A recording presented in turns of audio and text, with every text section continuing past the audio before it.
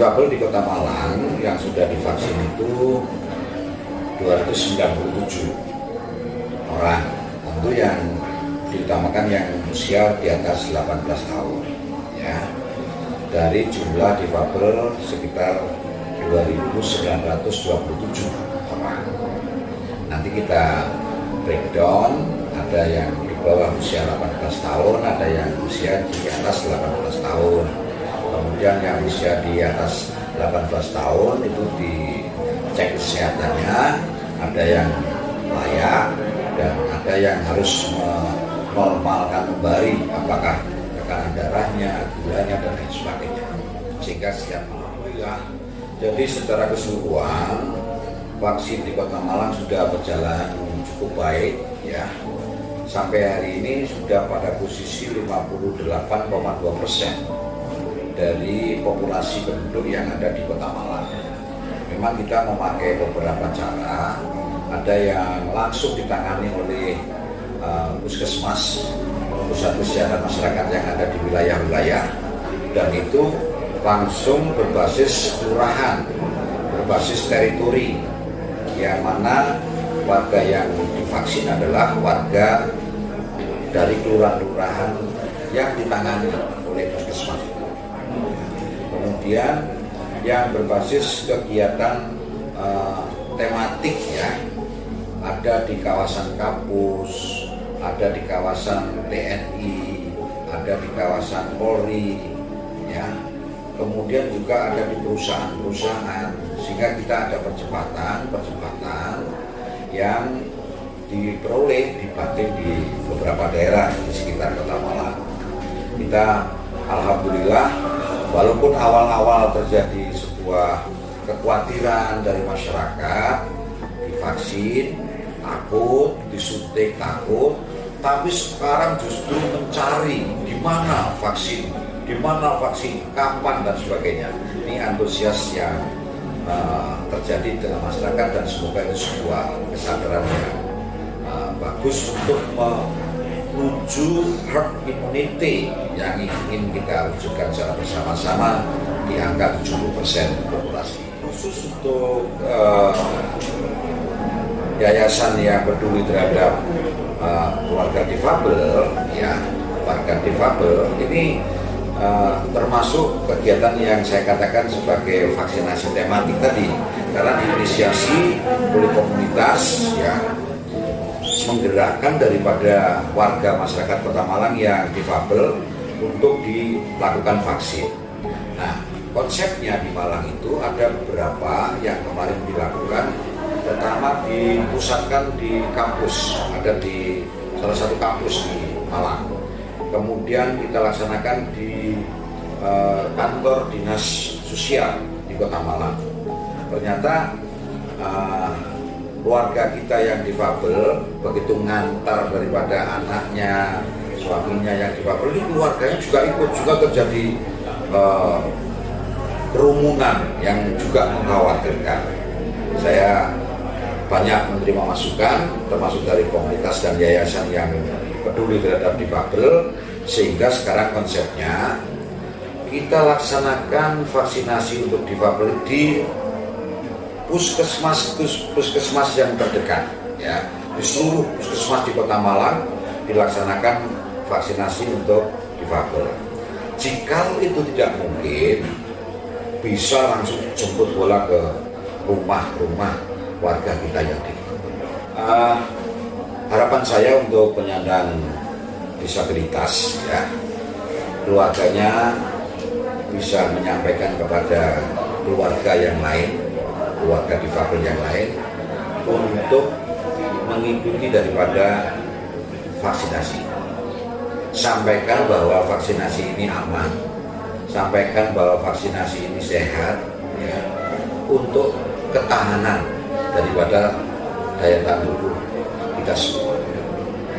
Kalau itu semua dilakukan oleh keluarga besar difabel, insya Allah akan terlindungi dari virus corona.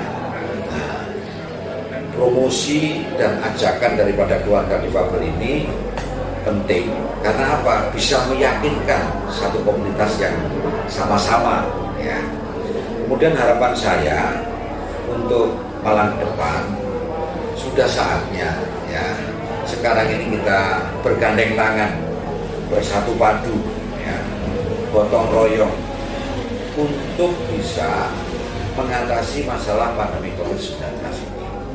Kalau ada kekurangan di sisi pemerintah, masih bisa ditutupi, di cover oleh komunitas atau masyarakat yang lain.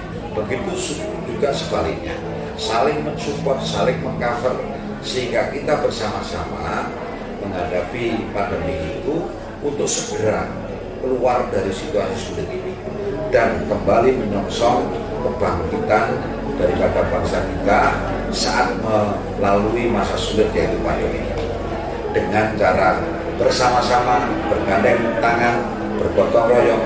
Insya Allah kita bisa keluar daripada pandemi COVID-19 dan kita akan kuat menghadapi situasi apapun ke depan, walaupun itu lebih berat ya, kebangkitan Indonesia dan akhirnya tumbuh kembali sebagai negara yang maju.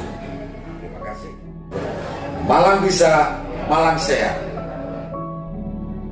Untuk proses tahapan daripada vaksinasi dari saudara-saudara kita yang disabilitas itu sebenarnya tidak jauh atau sama dengan orang umum ya. Artinya tetap melalui proses namanya screening atau penapisan tentang penyakit-penyakit yang diderita, apakah disabilitas ini mempunyai penyakit apa tidak. Jadi tidak ada perbedaan dalam screening pun sama dengan pasien umum, karena pada dasarnya disabilitas itu secara umum itu kondisi tubuh ya, jaringan itu sama dengan orang normal, sehingga tidak ada perbedaan dalam screening atau apa saja yang perlu ditanyakan di situ, sama persis seperti orang umum. Tentu ada ya, di lapangan, apalagi kita sebelum vaksinasi kita selalu kunjungan rumah ke teman-teman yang disabilitas ini. Teman-teman meyakinkan bahwasanya tidak masalah bagi mereka untuk melakukan vaksinasi ya. Jadi kita tetap meyakinkan ya, tapi memang tidak semua bisa menerima itu. Tapi kita berusaha, itu merupakan suatu hal yang harus, ya memang harus sedikit penjelasan yang lebih lama ya daripada orang. Itu yang kita lakukan seperti itu. Sebenarnya kita punya data, tapi data disabilitas itu sebenarnya kan di dinas sosial ya. Dinas sosial itu sudah punya data Kota Malang, sehingga data itu sebenarnya memang lebih banyak ke top down.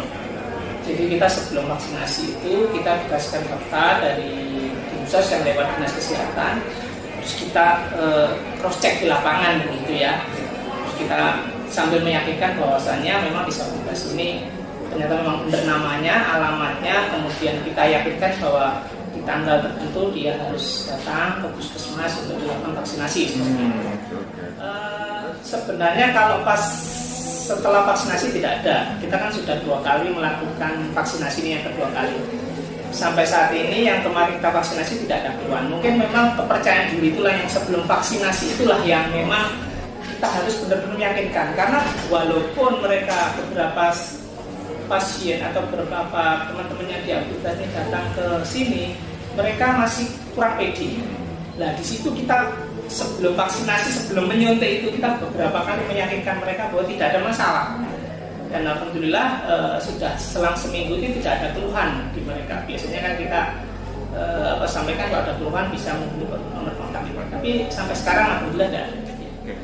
Jadi harapan saya dengan adanya vaksinasi khususnya disabilitas ini, saya mengimbau pada teman-teman lah, saudara-saudara kita yang disabilitas ini untuk tetap melaksanakan vaksinasi dan datang ke fasilitas pelayanan kesehatan untuk dilakukan vaksinasi. Karena sekali lagi bahwasanya semua orang itu berisiko. Artinya meskipun mereka disabilitas, mereka adalah kelompok rentan. Kenapa kelompok rentan? Karena mereka juga harus ada keterbatasan ya. Keterbatasan artinya mereka untuk mengakses itu dan butuh bantuan. Dengan butuh bantuan ini sangat berisiko. Mereka tidak mandiri. harapan saya itu. Jadi semakin banyak disabilitas yang percaya diri dan mau datang ke puskesmas atau fasilitas kesehatan untuk dilakukan vaksinasi.